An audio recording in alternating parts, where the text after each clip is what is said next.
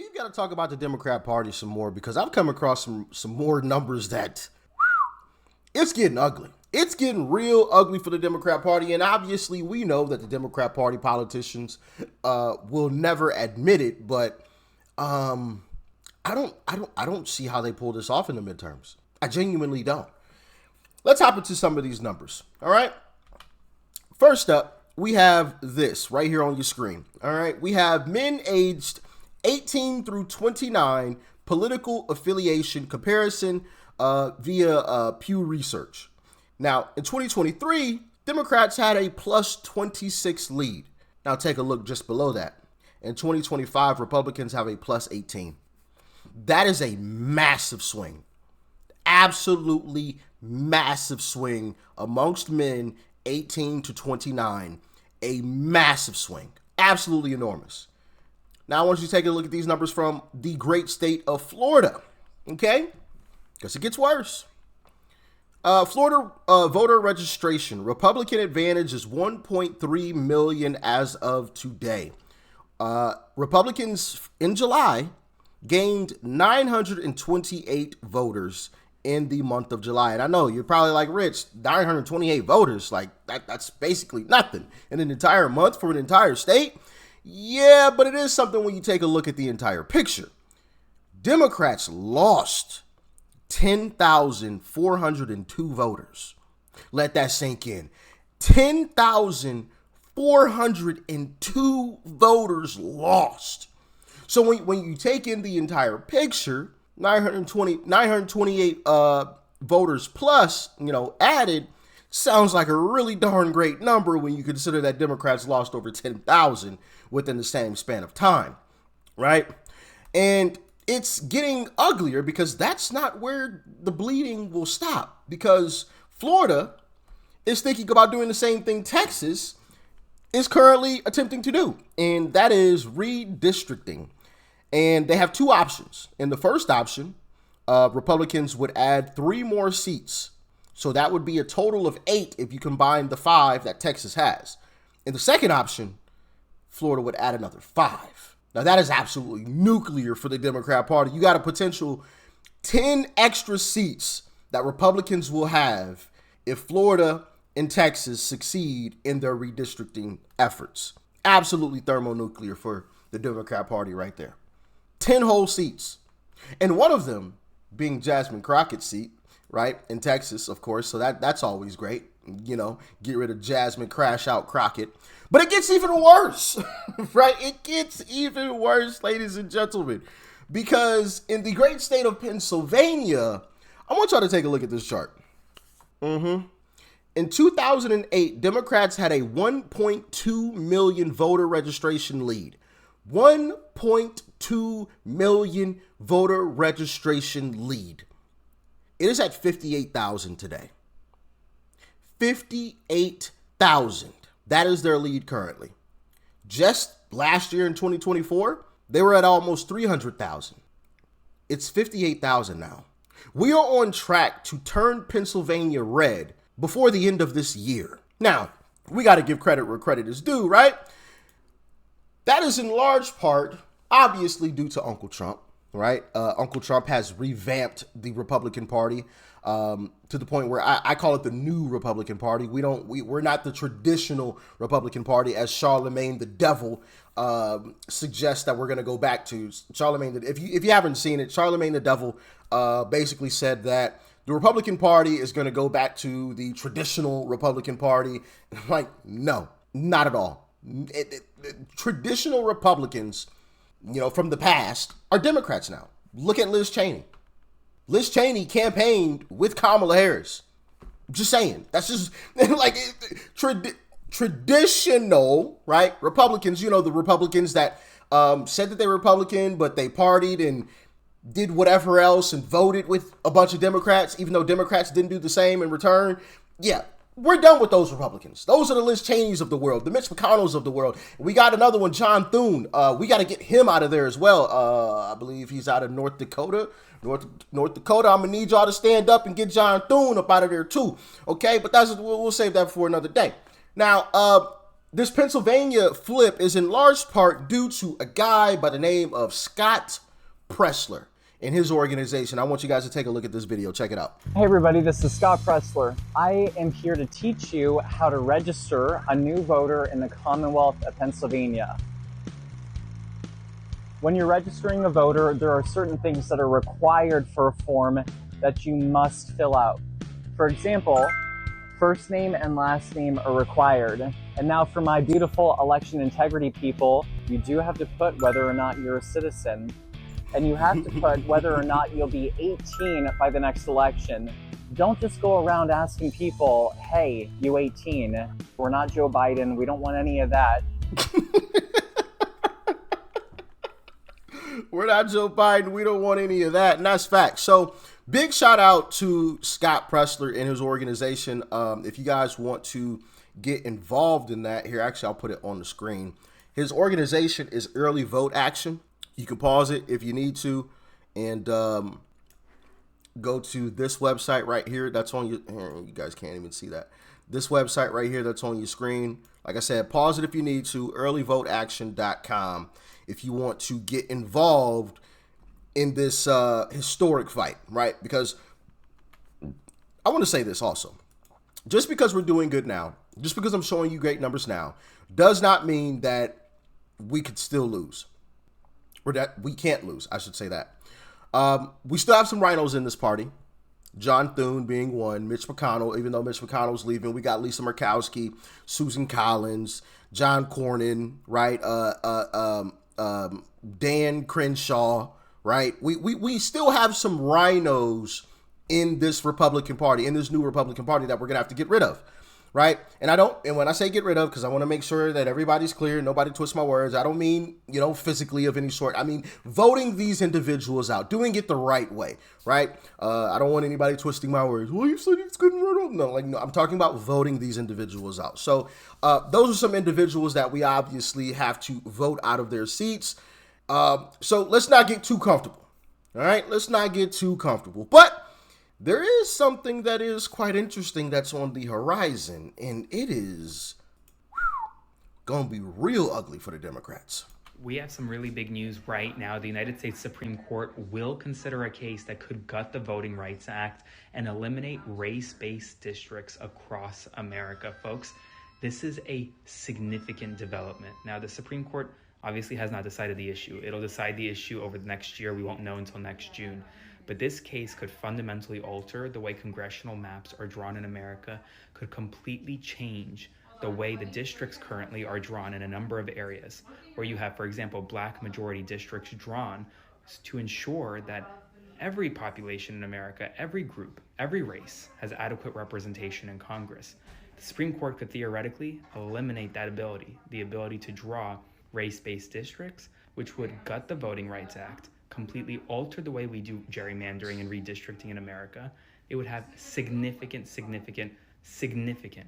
implications. So spread the word and follow along for more. Oral argument will likely be this fall, and then a decision next year. I love it.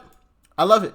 We shouldn't be districting based on race. We should just district, right? We shouldn't be looking at people's skin color to try to clump us together in groups. Like, no, just because our skin color is the same doesn't mean we always think the same. So why are we doing it that way?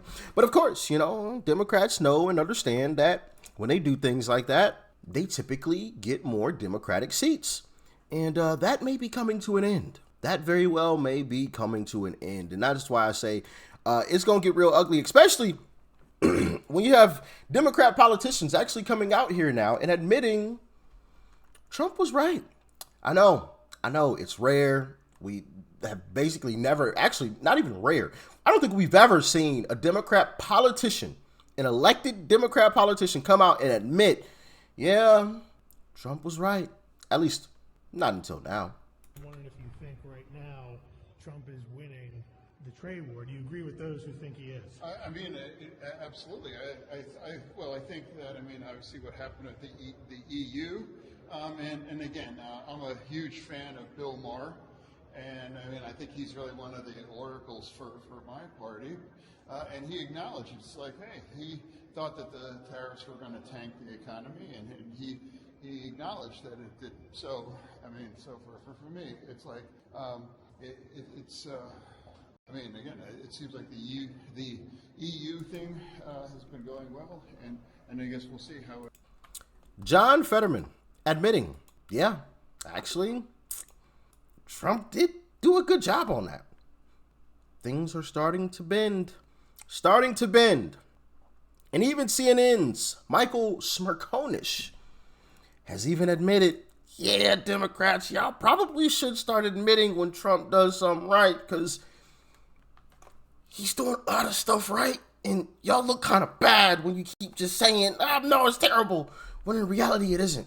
It might sound counterintuitive, but maybe what's in the party's best interest is to, dare I say, agree with Trump from time to time. Acknowledge wins on issues like NATO, trade, and the border, which have yielded some positive results, even while disagreeing with the way in which they came. It's a good thing that migration through our previously porous borders has slowed to a trickle, and that our NATO allies have agreed to increase their contribution from 2 to 5% of gross domestic product, and that the markets, despite having just had a rough week, have done well in the year to date. Inflation seems to be tamed. Plus, while Trump's tariff policy looked like it was implemented by the seat of his pants, thus far, all the doomsday fears have not panned out. I love how he continuously tries to throw little jabs in there here or there, as he's like, yeah, Trump's been right, bro. Like, he's actually been doing a good job, you know? I'm just saying. Okay, Catherine, my producer, just asked me to predict the result, so I don't want to look at the screen. And I say I think people who vote will vehemently disagree with the poll question today. Let's see. Go ahead, show me the result. Whoa! Okay, well, Wait. Political best interest of Democrats to publicly give Trump credit when he accomplishes something with which they concur. 36,000 people voted who watched CNN, and 76% agreed that Democrats should probably give him credit. But, you know, Democrat politicians aren't very smart. The light's on, but nobody's home, so they won't do that, of course. You know there's no cheating. 76, all right, well, that means you found me compelling. 76% agree with the premise. See, it's in the best poll. All right, I'm impressed. 3/4 say, yeah, you know what? It's in the Democrats' best interest if every once in a while they give Trump credit on something that he's done with which they agree. Okay, Unfortunately, Democrats aren't going to do that. Or fortunately, depending on which way you want to look at it. You know, I kind of look at it from just an overall making America great perspective, right? And America will be at its greatest when we have two parties that are truly America first, not one party being America last and the other party being, you know, America first. Like, no. When both parties are America first, that's when America will truly be 1,000% at its best. And so I hope the Democrat Party does turn around, you know, sooner rather than later, and realize that this whole America last thing it's not a winning strategy. You're never going to win with that strategy, at least not anymore with this new Republican Party that we have, who is truly America first, right? So yeah, I hope they do turn around, but unfortunately, I don't think it's going to happen anytime soon. Because the Democrat Party has done absolutely nothing, but one, put America last, and prioritize, you know, everybody else except for, you know, the American citizens. And I've made videos displaying that as well, right? You have never seen Democrats fight as hard. Let me rephrase that. You've never seen Democrats fight as hard as they have for illegal immigrants. You've never seen them fight that hard for American citizens. You've never seen them put up that kind of fight. You have homeless veterans on the streets. You have California filled with homeless people poop on the streets, and yet they want to give tax benefits and these dollars and those dollars and shelter. And Karen Bass, the mayor of LA, is wanting to give them job assistance because they're afraid to go to work, and this and that, and housing assistance. Where's all this assistance for the homeless people that are walking around your cities?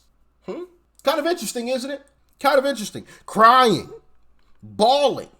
Democrats going to an entirely different country to go visit an illegal in a jail in an entirely different country, but they can't do that for their own citizens. It's a shame, but I think J.D. Vance sums it up very perfectly. Yeah, my political advice to the Democrats is continue to tell everybody who thinks Sydney Sweeney is attractive is a Nazi. that appears to be their actual strategy. I mean, it actually reveals something pretty interesting about the Dems, though, which is that you have like a normal all-American beautiful girl doing like a normal jeans ad, right? They're trying to sell jeans to kids in America, and they have managed to so unhinge themselves over this thing. And it's like, you guys, did you learn nothing from the November 2024 election? Like, I actually thought that one of the lessons they might take is we're going to be less crazy. The lesson they have apparently taken is we're going to attack people as Nazis for thinking Sydney Sweeney is beautiful. Great strategy, guys. That's how you're going to win the midterms, especially young American men. Their course correction lasted about 30 seconds. That's right. Lasted 30 seconds. Somehow has gotten even crazier. But again, it's just so much of the Democrats is oriented around hostility to basic American life. So you have a pretty girl doing a jeans ad. Hostility towards basic American life. Well said. Well said. The Democrat Party is absolutely effed. They're cooked. They're cooked. And like I said before, and I'll say it again today, I genuinely don't think that the Democrat Party will turn around until, I don't know, the 2030s. I mean, after the 2028 election, I think they'll still be in some type of denial. Come 2030, I think that's when things are really going to start shifting, and the Democrat Party is going to realize, okay, guys, we're going to have to course correct because this has gone way too far. We're not winning. We're continuously losing. We're losing more House seats, more Senate seats. I mean, this is just all Republican controlled. We going to have to make a major shift. And I think that is when the shift is going to start to happen post 2030 midterms. That's my prediction. So in the mid 2030s, you're probably going to see a Democrat Party that's going to split in half. Or at least in two-thirds. Two-thirds of the Democrat Party is going to shift closer to the middle, and the bottom third is going to shift further to the left. And I don't know.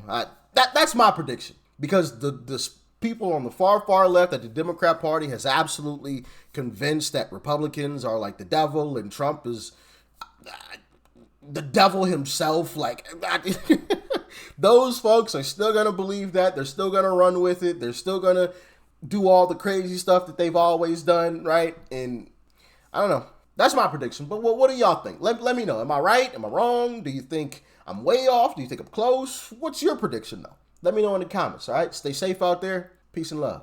I'm out.